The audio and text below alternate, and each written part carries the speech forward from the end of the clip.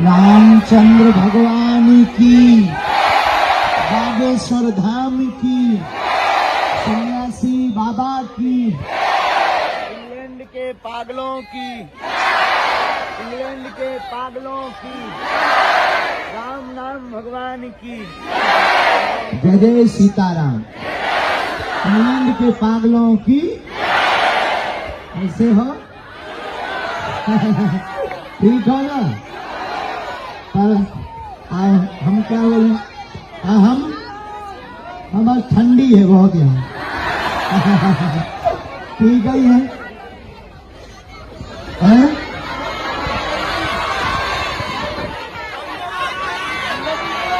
हमारी सुन हम मानते हैं आयोजक व्यवस्था में उतनी जितनी बड़ी हो सके उतनी बड़ी व्यवस्था की। अब पागल ही पागल आ गए, वहां भी देखो यार, हो पागलो, अरे भाई साहब ऊपर ना चढ़ो, ओ भाई साहब नीचे आ जाओ। यहाँ पुलिस का वो भी है, धन्यवाद है। यहाँ की पुलिस प्रशासन बहुत ही जागरूक है, उन्होंने खूब व्यवस्था भी की। यहाँ के नियम बहुत कड़े हैं।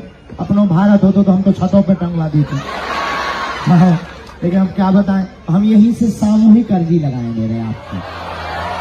और रोको रोको रोको, भभूति यहीं भेज रहे हैं, बालाजी का प्रसाद और भभूति। कहाँ गए टीचर, इधर आओ, इनको अरे यार भाई साहब तुम यार, हम इनको भभूति दे रहे हैं और जो भी सामग्री लिया तो इन्हें दे रही है, बना ले। अभी हॉल भर गया है, हॉल जितना बड़ा था वो पूरा हो गया। यहाँ की पुलिस प्रशासन ने सभी जगह से रोड बंद कर दिए और धन्यवाद है पुलिस प्रशासन का कि वो कोऑपरेट कर रहे, क्योंकि यहाँ के नियम बहुत कड़क हैं।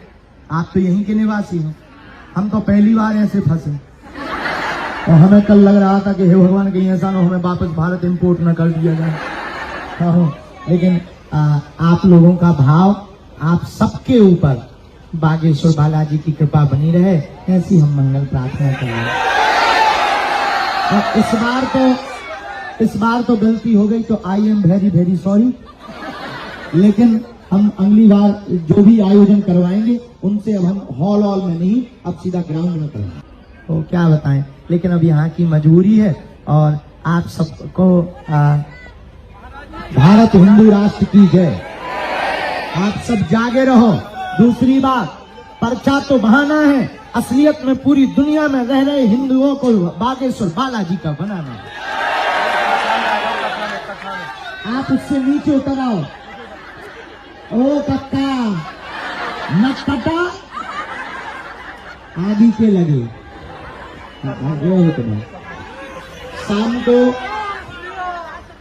शाम को कथा है तो कथा में आ जाना और देखने तो मेरे बात सही है। टीवी पर ही देखो क्या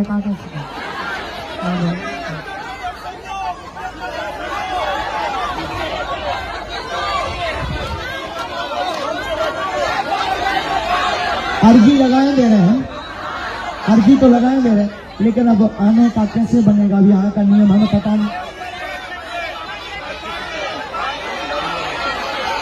अब नियम है, हमें तो ज्ञान नहीं है यहाँ का। नारियल ले जाना और चौपाई लिखो, नासे रोग जपत निरंतर, नासे रोग जपत निरंतर। उस चौपाई को 108 बार बोलकर कटोरी में गंगा जल रखकर फूंक लगाकर रोगी को पिला देना। जाओ, जितने लोग यहाँ खड़े सबकी अर्जी स्वीकार हो जाए। रोगी में पीड़ा में आराम लगने लगे, जो जो कार्य मनोरथ लेकर आए हो जाओ, पूर्ण हो जाए। और अब यहाँ जो पहले आ गए वो अंदर घुस गए, इसलिए हमें तो ऐसे ही पता लगा। अब सुनो हमारी पूरी बात। ठीक है, भगवान की कृपा। हाँ, पंजाबी भी कम नहीं है। तो जो यहाँ विद्यमान है, हाँ, जय बुंदेलखंड। 100 डंडी एक बुंदेलखंडी। और आज तो ब्रजवासी भी विराजमान फिर से। कल भी ब्रजवासियों के दर्शन भय, आज फिर भय। आप सब जो विराजमान हैं, कलिकुल शेखर गोस्वामी श्री तुलसीदास जी की एक चौपाई से हम आप सबको भी सिया राम मैं सब जग जानी, कराऊं प्रणाम जोरी जुग पानी। हाँ, कराऊं प्रणाम जोरी जुग पानी, कराऊं प्रणाम जोरी जुग पानी। सीताराम सीताराम सीताराम कहिए, जाहि विधि राखे राम ताहि विधि रही। हाँ, सीताराम सीताराम भैया,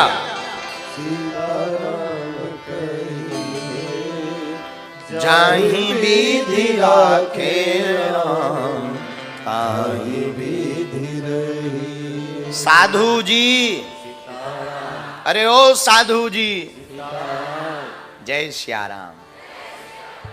आज कथा का चतुर्थ दिवस है। भगवान की बड़ी कृपा है, 3 दिन साकुशल गुजर गए, निकल गए। आज की वार्ता के लिए हम आप सब पुनः संवाद करने के लिए संयम सत्र में विराजमान हैं। जो भी गुरु कृपा से हमें प्रसाद प्राप्त होगा हम आपको परोसेंगे। एक बात अपने जीवन में याद रखना, जीतू भाई जी, वक्ता को मत पकड़ो, वक्ता के वक्तव्य को पकड़ना चाहिए।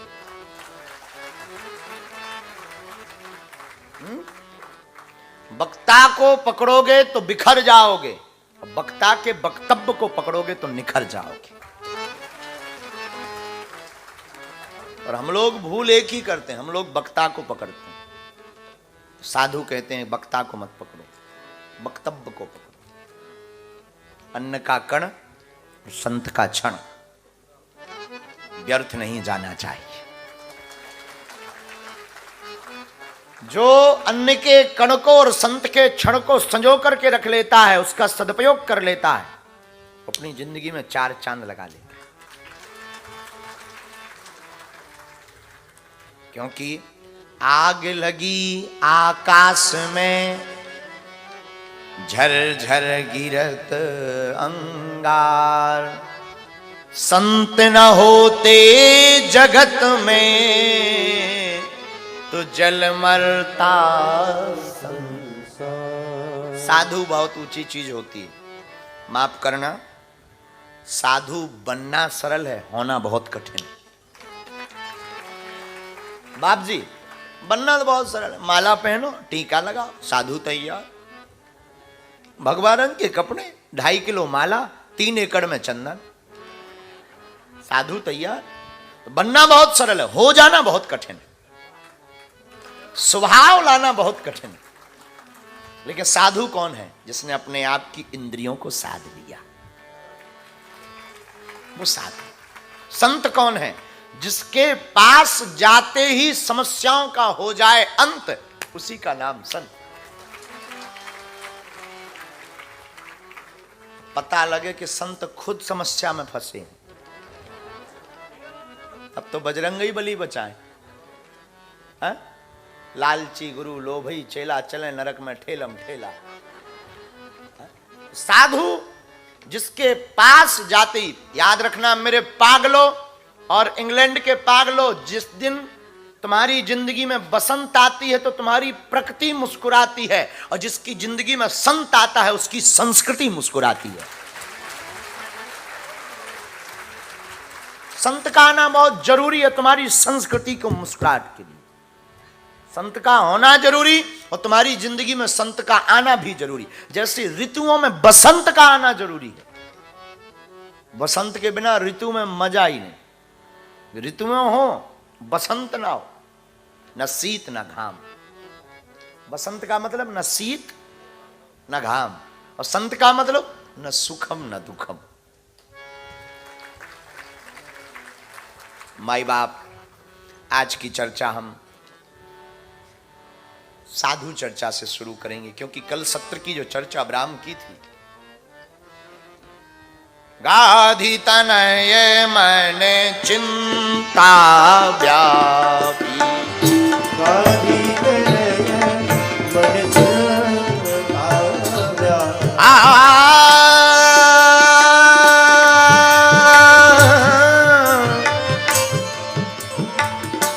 गाधी तनय मन चिंता व्यापी, गाधी तनय मन चिंता व्यापी, हरि बिनु मरहि न निश्चर पापी, हरि बिनु मरहि न निश्चर पापी, हरि बिनु मरहि न निश्चर पापी। हरि बिनु मरहि न निश्चर पापी।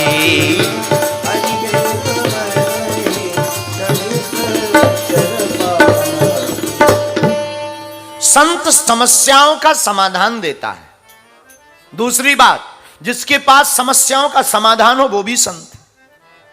और तीसरी बात, संत का मतलब ये नहीं है कि अपनी पूजा कराएं, संत का मतलब ये है कि तुम्हारी बाहें पकड़ करके परमात्मा से मिलवाएं। संत का मतलब ही यही, तुम्हारी बाहें पकड़ें। देखो, विश्वामित्र महामुनि कहते हैं, निशिचर बध में हो बिसना था। वो कहते हैं हम सनाथ तब, अभी अनाथ है। कब तक? जब तक जीव के जीवन में किसी गुरु की छत्र छाया नहीं है तब तक वो अनाथ है, और किसी संत या सदगुरु की छत्र छाया प्राप्त हो जाती है तो वो अनाथ भी सनाथ हो जाता है। इसीलिए साधु का तुम्हारी जिंदगी में होना जरूरी है, और सनातन में साधु का होना बहुत जरूरी है। साधु नहीं रहेंगे तो संस्कृति कैसे मुस्कुराएगी? अच्छा, साधु का मतलब तितिक्षुवः कारुणिकः सुहृदा सर्वदेही नाम। भागवत कहती है, अजात शत्रुवः शांतः साधुवा साधु भूषण। साधु कौन? जो करुणावान हो। तितिक्षुवः कारुणिकः सुहृदा सर्वदेही नाम, सबसे प्रीति करे, ना काहू से दोस्ती ना काहू से बैर। ये साधु का लक्षण। साधु से पूछो आपका दुश्मन कौन? कौन होगा? अष्टादश पुराणेषु व्यासस्य वचनम द्वयम, परोपकाराय पुण्याय पापाय परपीडनम। वेदव्यास जी कहते हैं साधु का लक्षण बहुत प्यारा है। क्या? वो ना तो मान देखता ना सम्मान देखता, वो सिर्फ भगवान देखता। सार सार को गहिर है थोथा दे उड़ाए। वो साधु है जो थोथा को उड़ा दे, सार को रख ले, और सारों में सार श्री रघुनाथ नाम का सार ही सार है। साधु जिंदगी में होना, हमारे जीवात्मा की जीवन में, हम लोगों के जीवन में देखो होना बहुत जरूरी है। एक बात हम तुमको प्रार्थना कर लें, लेस्टर के पागलों, सुतदारा अरुलक्ष्मी पापी के घर होए। सुत मतलब बेटा, लुगाई वाइफ, ये तो कई लोगों की दो दो होती, एक आदमी हमें मिले। अच्छा, ये तो पापी के घर पे भी होते हैं, पुत्र पत्नी और पैसा। पुत्र पत्नी और पैसा तीनों एक ही अक्षर से शुरू होते, पुत्र पत्नी और पैसा। ये तो पापी के घर होते हैं। पापी के घर होए जो कभी धर्म ना करता हो, सीताराम ना, उनके घर पे भी होता है। लेकिन संत समागम हरि कथा तुलसी दुर्लभ दो। लेकिन संतों का आगमन, भगवान की कथा, ये पापियों को नहीं मिलती, ये धर्मात्माओं को प्राप्त होती है। यही दुनिया में दुर्लभ है, बाकी सब सुलभ है। इसलिए हम आपको आज की कथा का सूत्र जो देना चाहते हैं, अन्न का कण और संत का क्षण व्यर्थ मत जाने दीजिए। अच्छा, दूसरी बात, आप कह रहे होंगे गुरुजी आज की कथा में आप संतों की महिमा क्यों बता रहे हैं, संतों से जोड़ने का क्या सिद्धांत है, भगवंत से जोड़ना चाहिए, संत से जोड़ने का क्या मतलब। देखिए, कल हमने कहा था पुस्तक उस तक नहीं पहुंचा सकती, पुस्तक उस तक नहीं पहुंचा सकती। उस तक पहुंचने के लिए पुस्तक तो चाहिए, लेकिन चलना भी चाहिए। उसी प्रकार पुस्तक को पढ़ करके उस तक पहुंचने के लिए पढ़ाने वाला कोई गुरु चाहिए, इसलिए संत होना चाहिए। इसीलिए जीवन में एक संत गाते थे, मेरा तार प्रभु से जोड़े ऐसा कोई संत मिले, मेरे मन के घोड़े रोके ऐसा कोई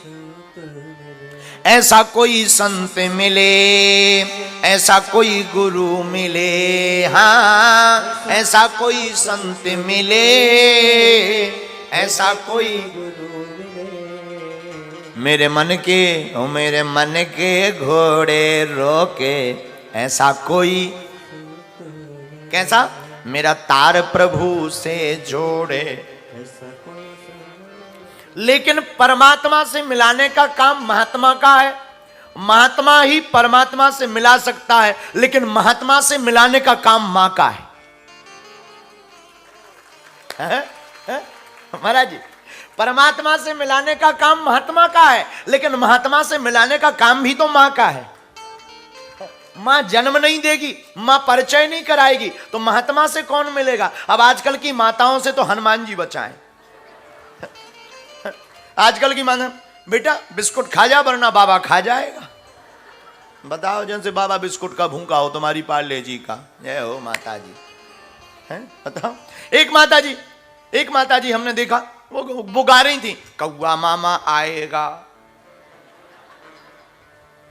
हमने कहा माता जी चंदा मामा तो सुना था,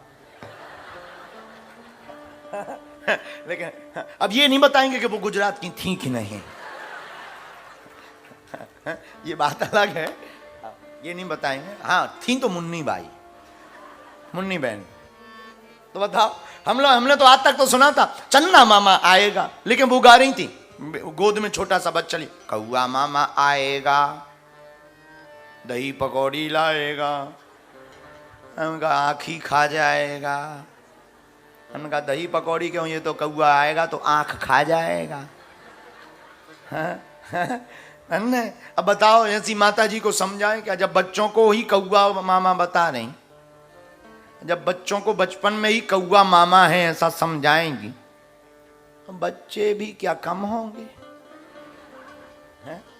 हद हो गई।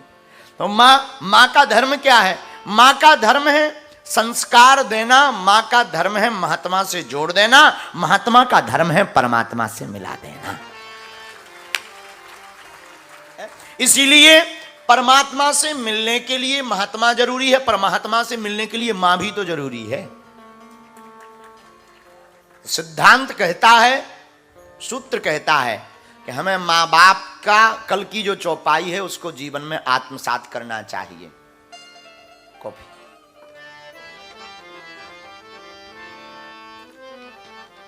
प्रातः काल उठे के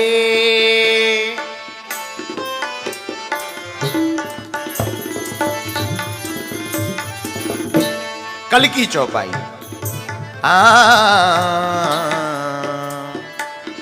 प्रातः काल उठ के रघुनाथा,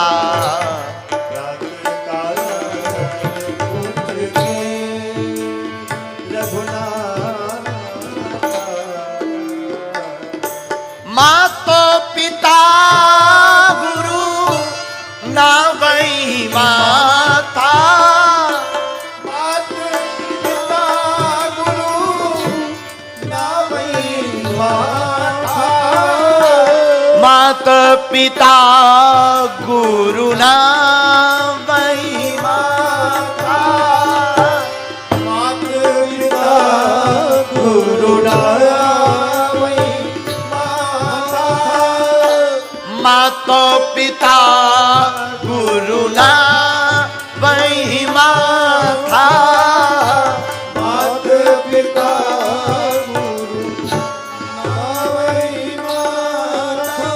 प्रात काल उठ के रघुनाथा, प्रात काल उठ के मात पिता गुरु ना वही माता, मात पिता गुरु ना वही माता।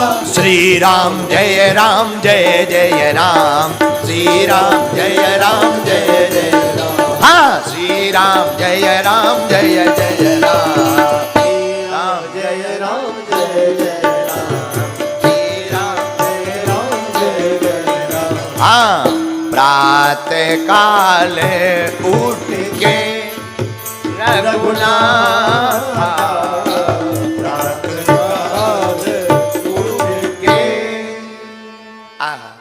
कल के सूत्र को हमें जिंदगी में आत्मसात करना चाहिए। राम जी प्रातःकाल उठकर माता पिता को प्रणाम करते हैं। हम भारतीय सनातनियों को भी माता पिता गुरुदेव को प्रातः प्रणाम करना चाहिए। फिर माँ ऐसे संस्कार देगी कि वो महात्मा से मिलाएगी, महात्मा ऐसे संस्कार देंगे कि वो परमात्मा से मिलाएंगे। इसीलिए जिंदगी में महात्मा का होना क्या है, जरूरी है। देखो भगवान मिलना कठिन नहीं है, हमारा आपका सरल होना कठिन है? भगवान मिलना कोई बड़ी बात थोड़ी, भगवान मिलना कठिन नहीं है, हमारा आपका सरल हो जाना बहुत कठिन है। परमात्मा तो मिले ही खड़े, हृदय के पट खोल तो है पिया मिलेंगे। अपने हृदय के पट खोलो, परमात्मा प्रकट। लेकिन हम लोग परमात्मा को तो पाना चाहते हैं, लेकिन दो नाव पर पैर रखकर। माया छोड़ना नहीं चाहते, माधव चाहते। अब कोई माया छोड़े तो माधव प्राप्त हो। भाई तुमसे पूछते हैं तुम्हारे पात्र में, बर्तन में, लोटा में खारा पानी भरा है और उसमें मीठा डालना है, तो पहले खारा निकालिए, जो खराब जल है उसको हटाइए, धोइए, फिर उसमें शुद्ध जल भरिए, तभी पवित्र जल हो पाएगा। उसी प्रकार तुम्हारे मन मंदिर में जो वासना का जल भरा है उसे पहले सत्संग में धो लीजिएगा, फिर तुम्हारे अंदर उपासना का जल भर पाएगा। इसीलिए संत मिलते हैं तो क्या होता है, संत आते हैं तो बसंत आती है। संत मिलते हैं तो वो सत्संग कराते हैं। क्या कराते हैं? सत्संग। सत्संग से होता क्या है? होता तो कुछ नहीं है, मन का जो कलुष है वो मिट जाता है। मन का जो मैल है। कल बहुत बड़ी बात कह रहे थे जीतू भाई, गुरुजी बहुत अच्छा वक्ता बनना है तो बहुत अच्छा श्रोता बनना चाहिए। ये कितनी अच्छी बात, कितनी ऊंची बात। लेकिन इस दुनिया में जितने भी बनना चाहते वक्ता ही बनना चाहते, श्रोता बनना ही नहीं चाहते हैं। जिनको देखो उन्हें हाँ भाई क्या बनना, गुरुजी बनना है। अरे भाई गुरुजी बनना, पहले चेलाजी तो बनो ढंग के। आप ढंग के चेलाजी बनेंगे तभी ढंग के गुरु बनेंगे। इसलिए जिंदगी में बहुत अच्छा भक्त बनना है तो पहले भक्तों के दास बनिएगा।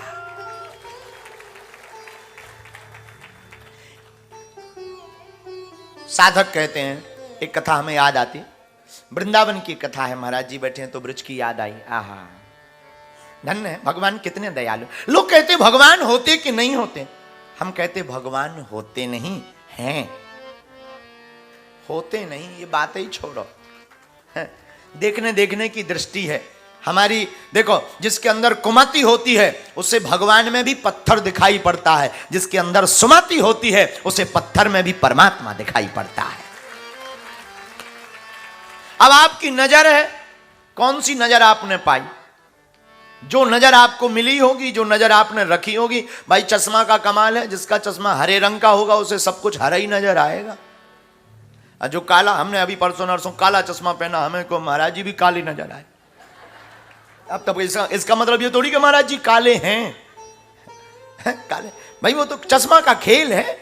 जैसा चश्मा का आप गिलास लगाओगे वैसी दुनिया आपको नजर आएगी। आप अगर काम की दृष्टि से पूरी दुनिया को देखोगे तो दुनिया काममय दिखाई देगी, लेकिन राम की दृष्टि से अगर आप दुनिया को देखोगे तो दुनिया राममय नजर आएगी। साधु कहते यथा दृष्टि तथा सृष्टि। आप नजर बदलो, नजर बदलेगी नजारा बदल जाएगा। और महात्मा करते क्या है? महात्मा कुछ नहीं करते। महात्मा आपकी बाएं पकड़कर सत्संग में बैठाकर आपकी दृष्टि देखने का नजारा बदल देते हैं और दुख भी फिर सुख दिखाई पड़ता है। एक व्यक्ति हमें मिले, गुरुजी आप दिन भर कहते सीताराम कहो, कथा सुनो कथा सुनो, क्या कथा सुनने से हमारा लोन चुक जाएगा? हमने कहा ठटरी के बरे, लोन तो नहीं चुकेगा, लेकिन लोन नहीं चुक रहा इसका दुख मिट जाएगा। बोले कैसे? हम कहा ऐसे समझो, दो पंडित जी, अब ये नहीं बताएंगे कि यही लोग थे, दो ब्राह्मण एक यजमान के घर पर आचार्य रूप में अनुष्ठान करने गए। अनुष्ठान किया, यजमान ने दक्षिणा दी, दोनों निकले बाहर, एक रोने लगे एक हंसने लगे। हमने दोनों पंडित जी से पूछा कि एक रो रहे एक हंस रहे, क्या बात है? जो रो रहे थे उनसे पूछा क्या बात है, तुम्हारा अपमान हुआ क्या? बोले नहीं।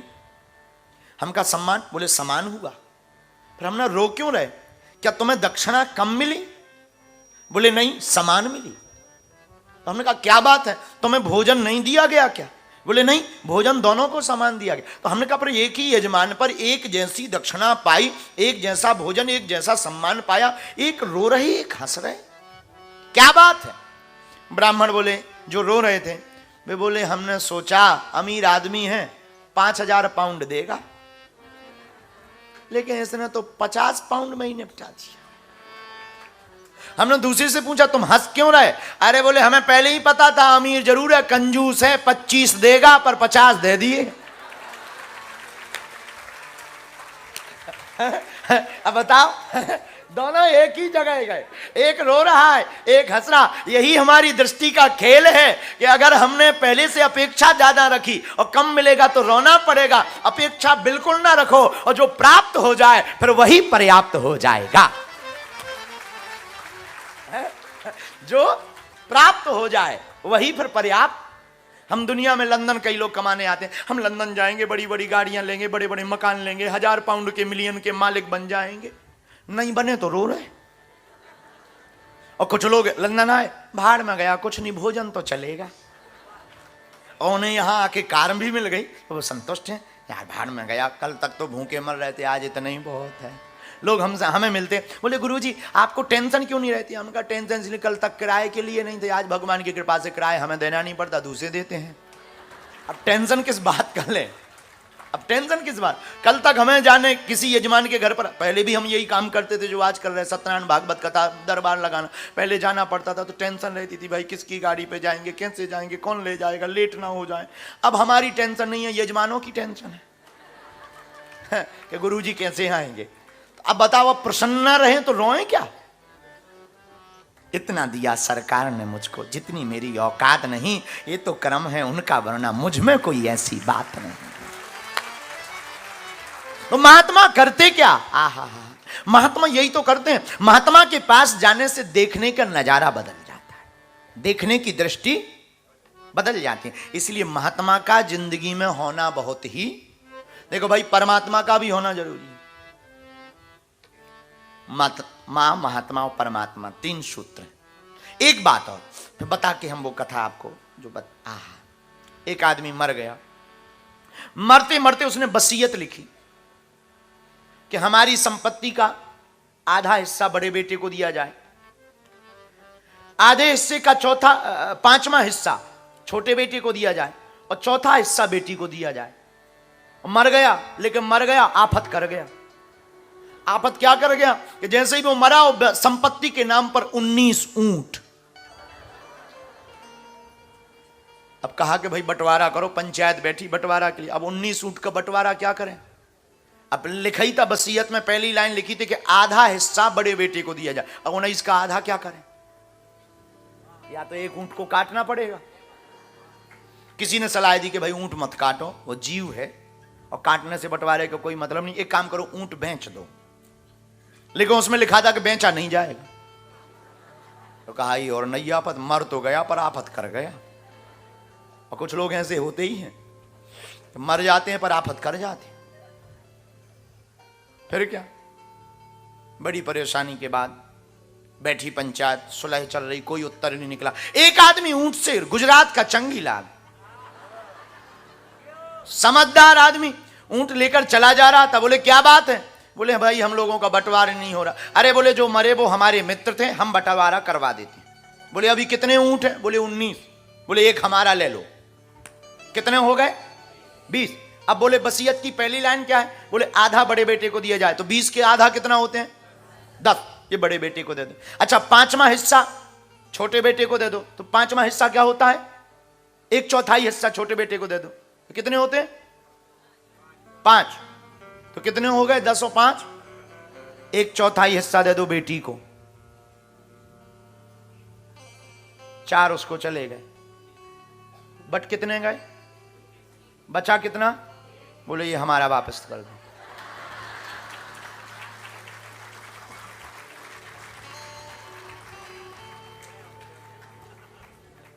बताओ, उस एक के बिना बंटवारा हुआ नहीं और एक गया नहीं। यही हमारी जिंदगी में है। 5 कर्म इंद्रियां, 5 ज्ञान इंद्रियां, 5 प्राण, प्राण अपान समान उदान व्यान, ये 5 प्राण हो गए 15। 4 मन बुद्धि चित्त अहंकार, ये 19 हमारे भी ऊंट हैं, लेकिन ये भी बिना परमात्मा के पूरे नहीं हैं। इसीलिए महात्मा का जिंदगी में होना जरूरी है, क्योंकि महात्मा ही परमात्मा से मिला सकते हैं। तो हम आपको जो चर्चा बता रहे थे, क्या भगवान हैं? अरे भगवान हैं। क्या भगवान आज भी लीला करते? एक आपको सत्य घटना बताते हैं। आहा, फिर राम कथा की चर्चा आगे बढ़ाएंगे। आहा, श्रीधाम वृंदावन सब लोग जानते ही होंगे। श्रीधाम वृंदावन में एक महात्मा रहते थे। क्या कहना, लोग उनको जज साहब कहते थे। क्या कहते थे महात्मा, लोग उन्हें जज साहब कहते। जज साहब आ गए, जज साहब आ गए, आइए जज साहब, आइए जज साहब। एक दिन एक आदमी ने पूछा कि इन्हें जज साहब क्यों कहा जाता है? ये महात्मा है। किसी ने कहा कि ये पहले जज ही थे, बाद में एक घटना घटी तो महात्मा बन गए। घटना क्या घटी? दरअसल ये महात्मा दक्षिण भारत के एक कस्बे में जज थे। ये अभी की घटना है, कलयुग की, यही कोई 30-40 साल वर्ष पुरानी, और ज्यादा 60 साल ज्यादा से ज्यादा हो। आहा, दक्षिण भारत के एक कस्बा में वो जज थे। इनकी अदालत के अंतर्गत एक गांव था। उस गांव में एक रघुनाथ जी का मंदिर था। रघुनाथ जी के मंदिर में एक केवट सेवा करता था। सब लोग उसे भोला कहते थे, क्योंकि वो आदमी बड़ा सीधा साधा भोला, भोला नाम से पुकारते थे लोग। बड़ा गरीब आदमी, 2 बेटे 2 बेटियां। बेटी की शादी करनी थी तो बेटों ने कहा पिताजी किसी साहूकार से उधार ले लो, बाद में हम कमाएंगे तो चुका देंगे। सेठ साहूकार ने लिखा पढ़ी कि कुछ रुपया बेटियों की शादी के लिए उधार दे दिया। भोला आदमी, इसने वो कागज लिया जिस पे उधारी लिखी थी, पैसा लिया, घर आया, बच्चों को दिया, लो चुका देना। और इतना सीधा आदमी, इससे कोई कुछ भी पूछे, आहा, ये तो तुरंत कह देता राम जी जाने। कोई कुछ पूछे, राम जी जाने। हर बात पे रघुनाथ जी जाने, रघुनाथ जी जाने। साहूकार ने कहा देखो भाई, हमने इतना रुपया लिख दिया, ये तुमने उधार लिया, ठीक से पढ़ लो। अब हमें क्या पढ़ना सेठ जी, रघुनाथ जी जाने। पर्ची ली, वापस आया, बेटी की शादी हो गई। कुछ दिनों बाद बच्चों ने काम किया तो काम करके पैसा कमाया, पिताजी को दिया। पिताजी ये रुपया ले लो और जाकर के अपने उस सेठ जी के चुका दो। आए, सेठ जी आपकी जय हो, आपने हमारी बेटी के विवाह में मदद की, आपने जो रुपए दिए थे ये ले लो, अब चुका लो और बही खाता बंद कर दो हमारा। सेठ ने उन रुपयों को लिया और उसने हस्ताक्षर बनाए, लो चुकती हो गई, देख लो। ये तो सीधा आदमी। बोला सेठ जी हमें क्या देखना, ना तब देखा था ना अब देखना, रघुनाथ जी जाने। सेठ जी के मन में लालच आ गया, तो इसने चुकती का पर्चा तो बही के बीच में रख दिया, इनसे कहा पानी ले आओ। पानी लेने जब ये गया तो झूठ मूठ का दोबारा पर्चा बना दिया कि आज फिर से 2000 लिए। सस्ता जमाना, 2000 बहुत बड़ी बात होती नहीं। लो ये पर्ची लो। इसने भगवान का नाम लिया, पर्ची को लिया और गांव का जो रघुनाथ जी का मंदिर था, रघुनाथ जी के मंदिर में जाकर के राम जी के चरणों में रख दिया। लो रघुनाथ जी, आपने जो कर्जा दिलवाया था वो हमने चुका दिया, ये पर्ची। सेठ ने सोचा कि पैसा लिया जाए, तो सेठ ने भोला के ऊपर मुकदमा कर दिया। अब वो मुकदमा इन्हीं जज साहब की अदालत में आया। जज साहब ने वारंट निकाला भोला के नाम से, जाओ भोला को लेकर आओ। ये बेचारा गया, महात्मा तो हो गए थे, साधु भाव था, केवट भोला बेचारा स्वभाव का सीधा सरल आदमी पहली बार अदालत गया, डरता डरता रघुनाथ जी को प्रणाम किया। जज साहब ने पूछा क्यों, तुमने इनके रुपया उधार लिए थे? इसने हाथ जोड़कर कहा जी हमने हुजूर उधार लिए थे। तो तुमने चुकाए नहीं? बोले नहीं हुजूर, एक एक पाई पाई रुपया हमने चुकाया। कोई तुम्हारे पास प्रमाण है? जज ने पूछा। उसने वही चिट्ठी जो दोबारा में दी थी वो चिट्ठी पकड़ा दी। हुजूर ये पकड़ो, ये चिट्ठी है। जज ने पढ़ी, इसमें तो कुछ नहीं है, उल्टा लेना लिखा है। हुजूर हम जानते नहीं है, हमें तो यही चिट्ठी दी, वो हमने आपको दे दी। जज साहब बोले ये तो कोई प्रमाण नहीं। अच्छा तुमने जब रुपया जमा किया, चुकता किया, भोला रोने लगा, आंखों से आंसू बहाने लगा। जज साहब समझ गए सीधा आदमी, रोइए मत, रो मत। कोई आदमी था जिसने देखा, जिसने जमा करते हुए चुकता करते हुए देखा? ये सीधा आदमी। बोले और तो कोई नहीं था, रघुनाथ जी थे। तो भगवान को जानता है। बोले और तो कोई नहीं था, लेकिन रघुनाथ जी तो थे। जज को लगा रघुनाथ नाम का कोई आदमी है। अच्छा ठीक है तुम जाओ, अगली तारीख पर फिर आना, फिर फैसला होगा।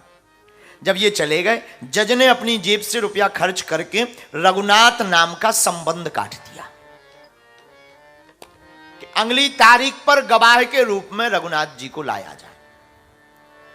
सिपाही गांव गया, गांव में पूछा भाई यहां कोई रघुनाथ जी रहते हैं? लोगों ने कहा यहां कोई रघुनाथ जी तो नहीं रहते, पर रघुनाथ जी का एक मंदिर जरूर है। सिपाही ने सोचा शायद मंदिर के स्वामी का नाम होगा, तो मंदिर के पास गए। पुजारी जी बाहर बैठे, माला लिए सीताराम जप रहे थे, सीताराम सीताराम सीताराम। पुजारी जी रघुनाथ जी यहीं रहते हैं? पुजारी जी ने भी कह दिया हाँ यहीं रहते हैं। अच्छा तो लो ये संबंध आया।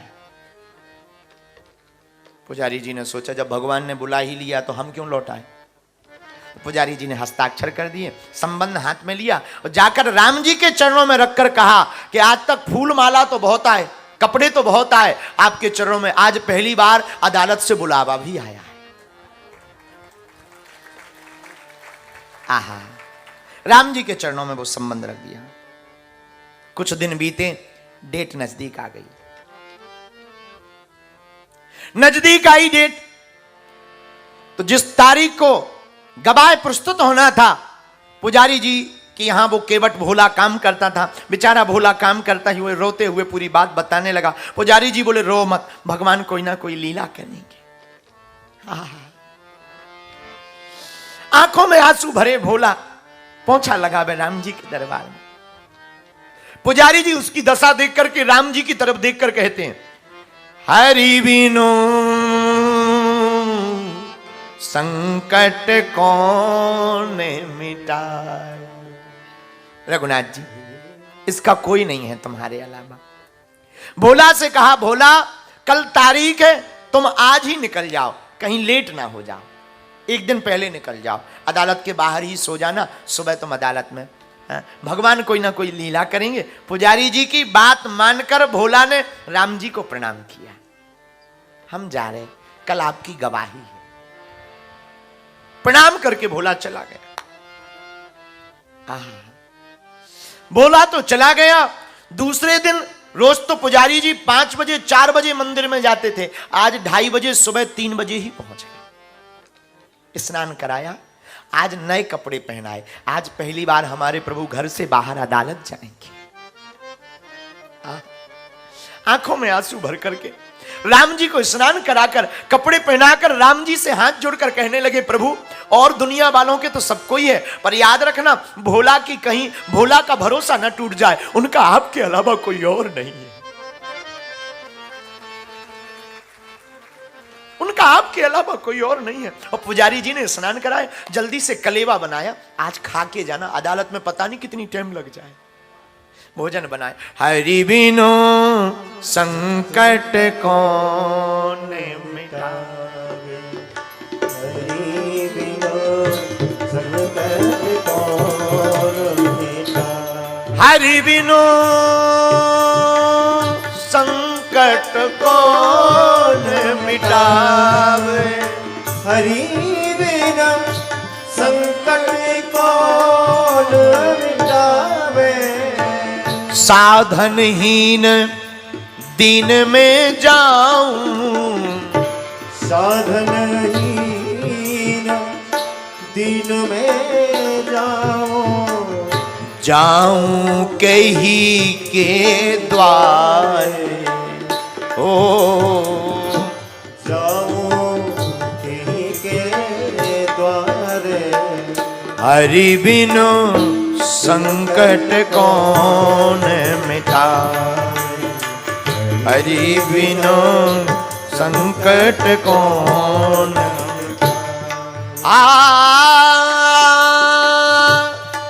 पुजारी जी रोने लगे, आंखों में आंसू भरकर।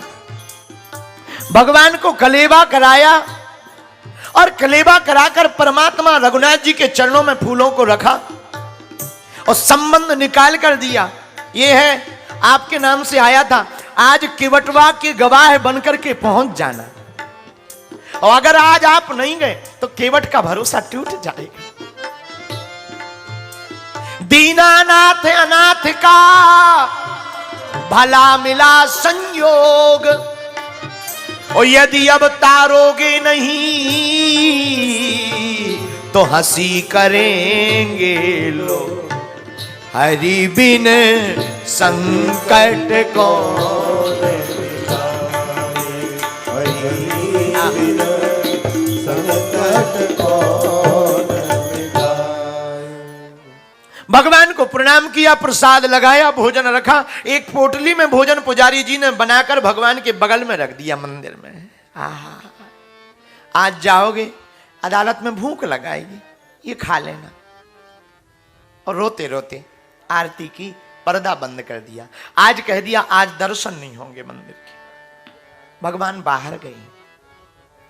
इधर केवट रात को ही आ गया, अदालत के बाहर सो गया।